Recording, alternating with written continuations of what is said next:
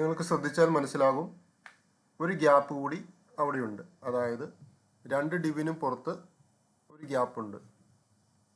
Body എലമെൻറ്റിൽ click ചെയ്ത് കഴിഞ്ഞാൽ നിങ്ങൾക്ക് കാണാൻ പറ്റും മാർജിൻ 8.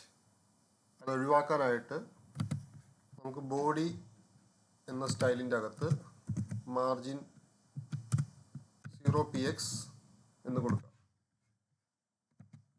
ഇനി നിങ്ങൾക്ക് കാണാൻ പറ്റും എല്ലാ ഗ്യാപ്പും ഒഴിവായിരിക്കുകയാണ്. ഇനി ഇതിനൊരു എളുപ്പവഴി ഉണ്ട്. അതായത് ഓരോ എലമെൻറ്റിനും ഇങ്ങനെ മാർജിൻ 0px എന്ന് പറയാതെ അതിനൊരു ഷോർട്ട് ഹാൻഡ് ഉണ്ട്. അതിനായിട്ട് നിങ്ങൾ സ്റ്റാർ എന്ന സിമ്പിൾ ടൈപ്പ് ചെയ്തതിന് ശേഷം മാർജിൻ 0px പാഡിങ് 0px അതേപോലെ തന്നെ ബോക്സ് സൈസിങ് ബോർഡർ ബോക്സ് എന്നുകൂടി കൊടുക്കുക.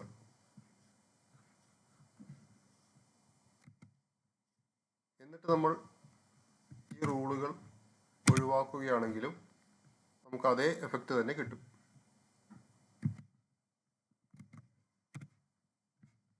ഞാൻ ഈ ചെയ്തതെല്ലാം ഒഴിവാക്കി സേവ് ചെയ്തു.